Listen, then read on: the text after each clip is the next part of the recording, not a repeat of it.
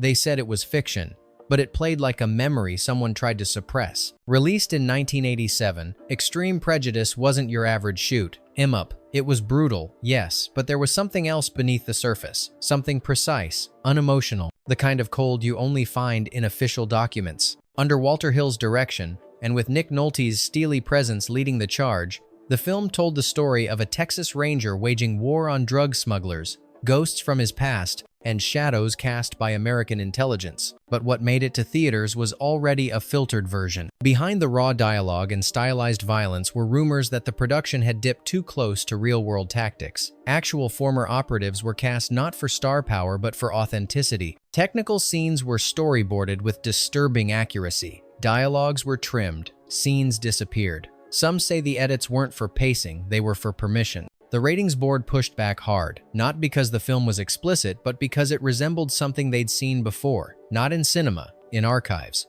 The final cut still carries weight, but there's a hollowed-out feeling to it, like the movie we got was the safe version of a story someone never really wanted told. These are 20 weird facts you didn't know about Extreme Prejudice, and some of them were nearly erased completely. Fact has shown.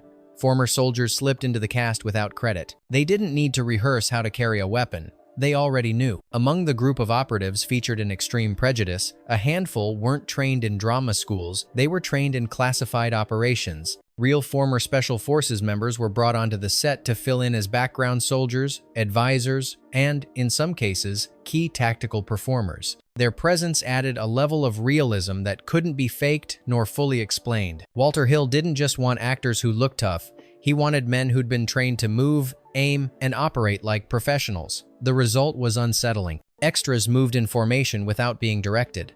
Gunplay sequences were executed with a kind of rhythm that felt less choreographed and more practiced. But here's the thing. Several of these men were never officially listed in production credits. At least one used a false name on set. And when filming wrapped, they were gone. No press appearances, no follow-ups, no explanation. One crew member recalled asking where one of the soldiers had come from.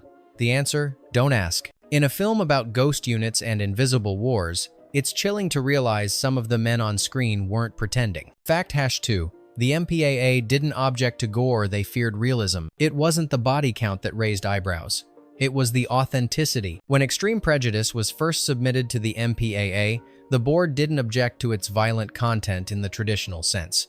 There was blood, yes, but not more than most rated films of the era. What disturbed them was how plausible the violence felt. Gunshots didn't explode in slow motion, they snapped, people dropped, and the motivations behind the killings were murky, bureaucratic, and cold. The ratings board expressed discomfort with the film's tone, clinical, procedural, and detached. They questioned whether certain phrases in the dialogue came from actual military doctrine. One reviewer called it weaponized authenticity. To avoid a restrictive rating, Hill trimmed a few scenes, dulled some of the language, and removed a short exchange that allegedly referenced a real CIA initiative.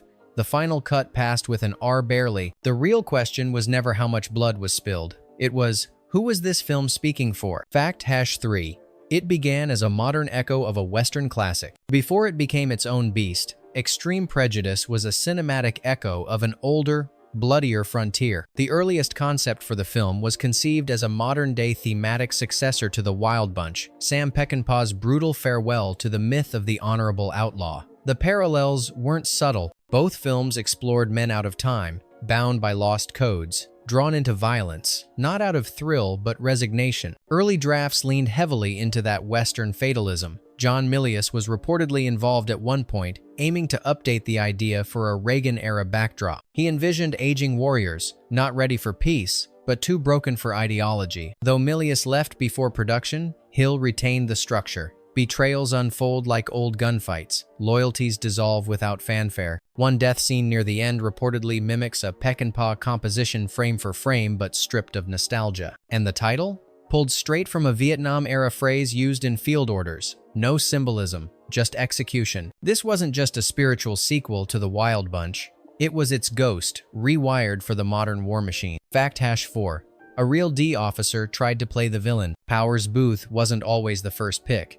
In fact, for a brief moment, he was nearly replaced by someone who had never acted before. During early development, a former DEA field agent approached the producers with an unusual offer. He wanted to play Cash Bailey, the film's cartel-connected antagonist. His pitch was bold. He had lived the war on drugs, had stared down real traffickers, and knew the language, the look, the weight of the role. Some execs were intrigued. A real-life operative on screen could generate buzz and credibility. But Walter Hill wasn't convinced. He believed performance came not from biography, but from nuance. And Booth had that in spades. The agent was thanked and dismissed. Booth stayed and transformed Bailey into something far more chilling than a caricature. With his smooth cadence and deadpan menace, he gave the character moral opacity. You couldn't hate him, you just couldn't trust him. In hindsight, Hill made the right call. Because sometimes, what you need isn't real experience, it's real control. Fact #5. One key action scene was cut after a silent warning.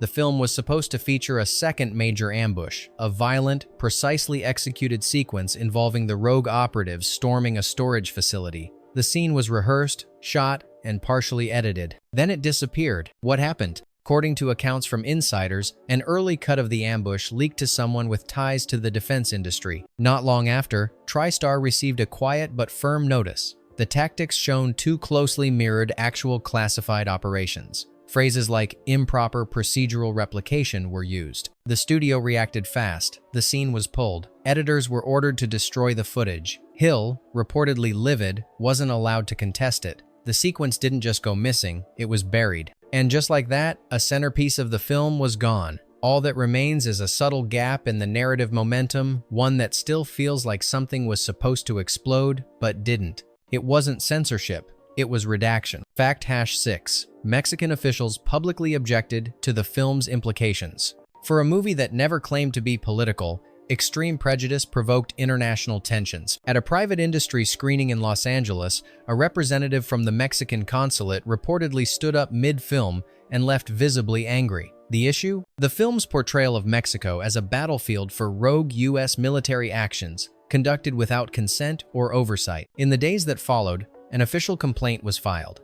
Several Mexican theaters pulled the movie from their schedules. Press outlets in Mexico criticized it as propaganda masked as genre. TriStar responded with a brief disclaimer about the film's fictional nature, but damage control had already failed. The release was delayed in several Latin American markets. Some VHS editions distributed abroad carried a unique label disavowing any resemblance to real events. But fiction, once too close to the truth, becomes radioactive. Sometimes it's not what a film says that causes backlash. It's what it implies without saying a word. Fact #7. Walter Hill filmed only what he intended to use. Directors typically overshoot to stay safe in the editing room. Walter Hill did the opposite. On Extreme Prejudice, Hill was notorious for limiting coverage. No extra angles, no insert shots for safety. Every scene was shot with the specific intent to be used exactly as framed. It wasn't efficiency, it was a philosophy. He didn't want his vision second-guessed in the editing bay. He wanted editors to feel the restrictions, just like his characters. This approach added a strange tension to post-production. There was no room to shift tone, no extra footage to soften a sequence. If a scene felt brutal, it stayed that way. The climactic shootout is a perfect example.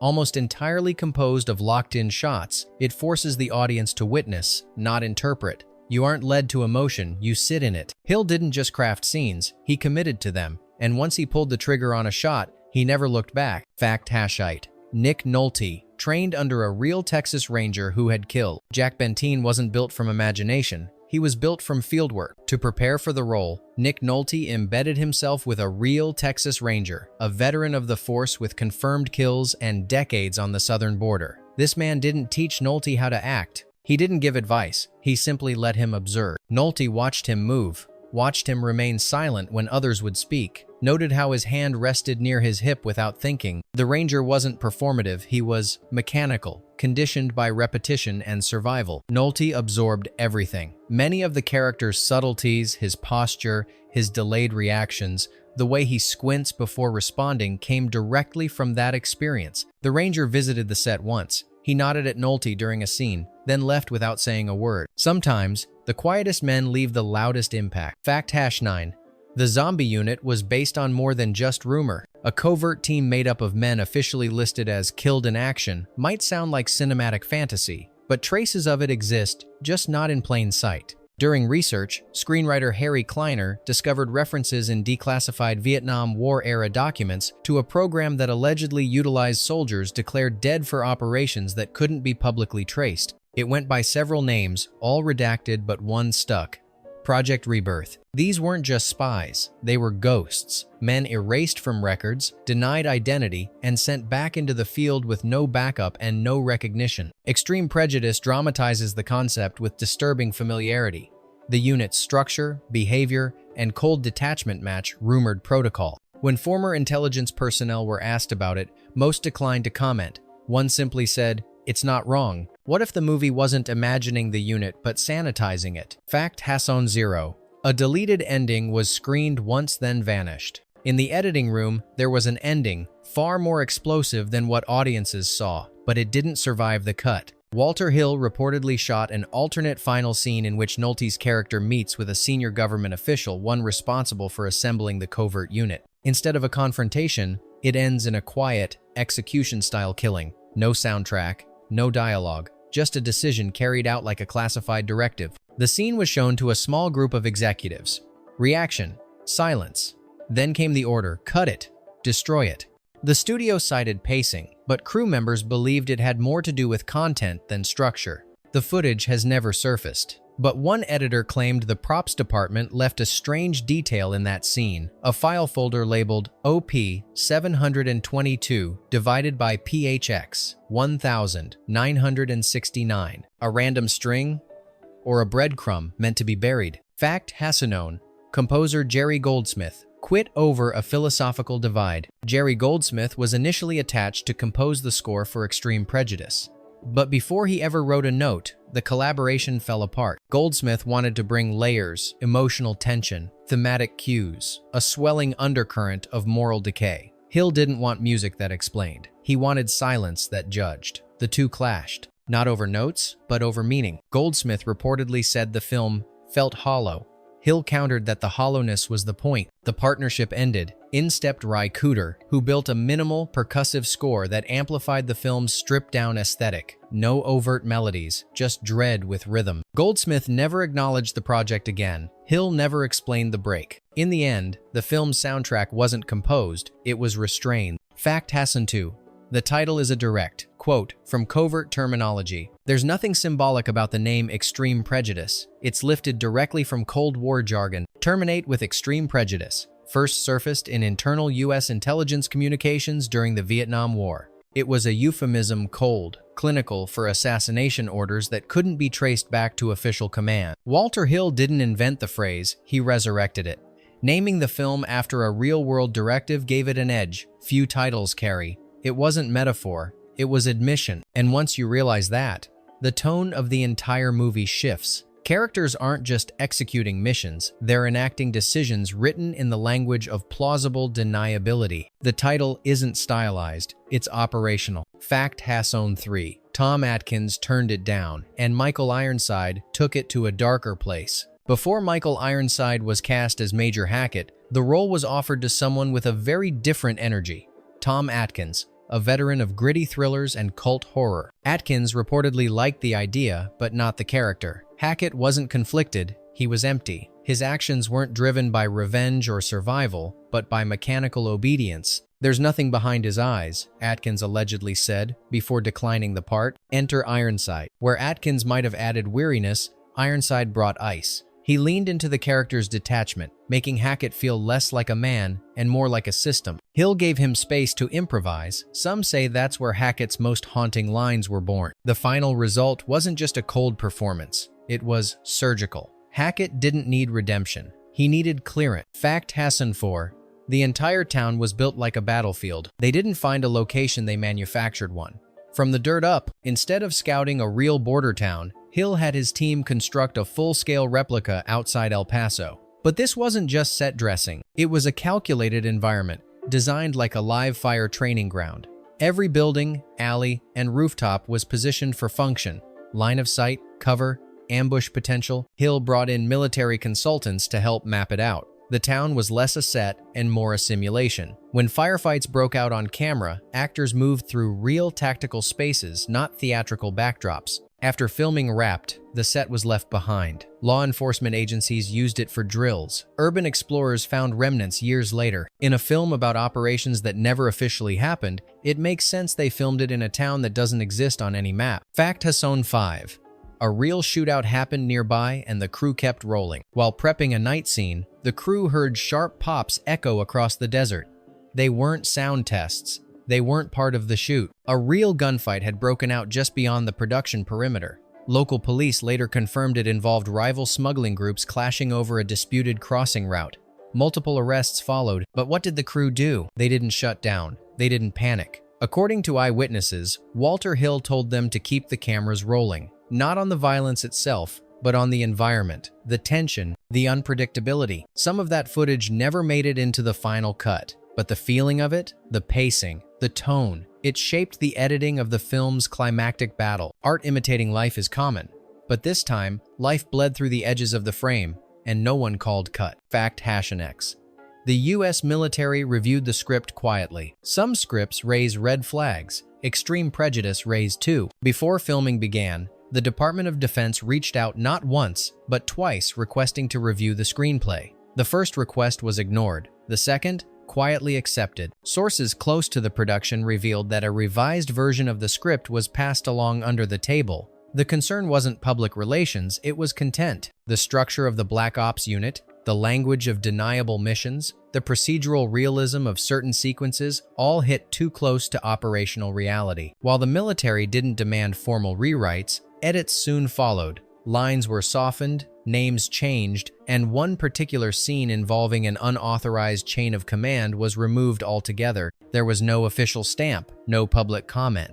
But when parts of a story vanish after a courtesy review, it's clear the fiction got uncomfortably close to someone's truth. Fact #7. The original opening was so disturbing it was pulled immediately. The film almost began with a whisper that turned into a scream. An early cut of Extreme Prejudice opened with the execution of a federal agent tied to a chair, eyes hollow, defiance draining, no music, just breath and dust. Flashbacks intercut between the gun barrel and moments of his former life graduation, family, the academy. The audience reaction during the first screening was visceral. Some viewers assumed they were watching real footage. Others walked out in silence. One man reportedly stood up and asked, "Is this a documentary?" TriStar reacted fast. The scene was pulled the next morning, replaced with a more conventional opening. The final version introduced the plot without dragging the audience into immediate psychological freefall. But those who saw it said the original version made the film feel like evidence, not entertainment. Fact #8.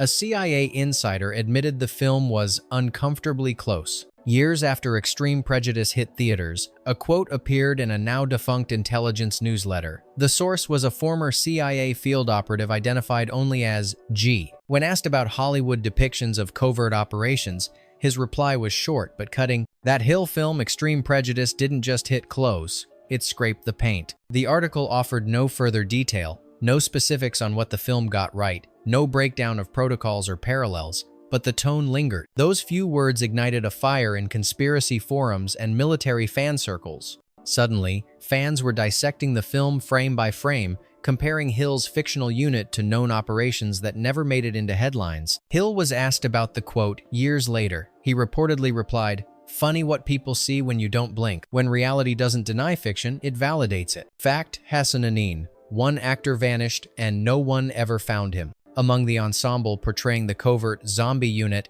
one man showed up, then disappeared. Credited in early internal notes as R. Sloan, the performer appeared in several tactical scenes, always in formation, always silent. He delivered no lines, made no behind-the-scenes noise, and yet, his presence was noted by how unremarkable he tried to be. After production wrapped, he ghosted. No agent returned calls, no SAG record matched the name. When the studio attempted to send post-production paperwork, the address bounced back. One assistant remembered being told, "Don't follow up."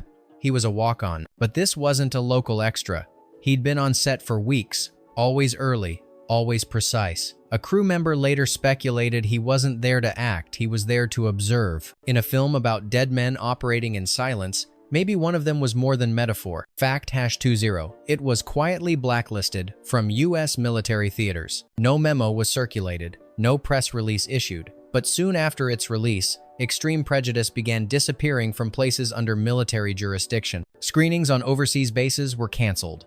PX video shelves didn't stock it. In casual conversations, service members said the title was not approved for morale screenings. Why? No one offered an official reason.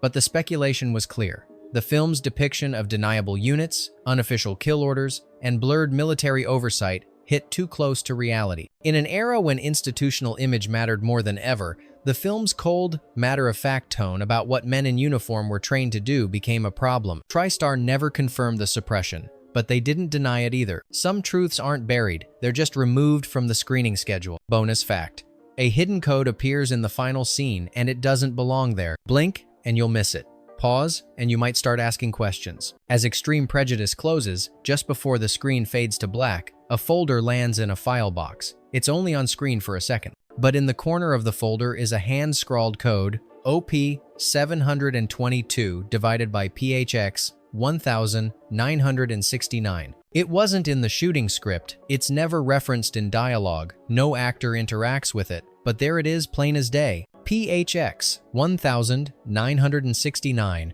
has been connected by researchers to Operation Phoenix, the CIA's controversial program of targeted assassinations during the Vietnam War.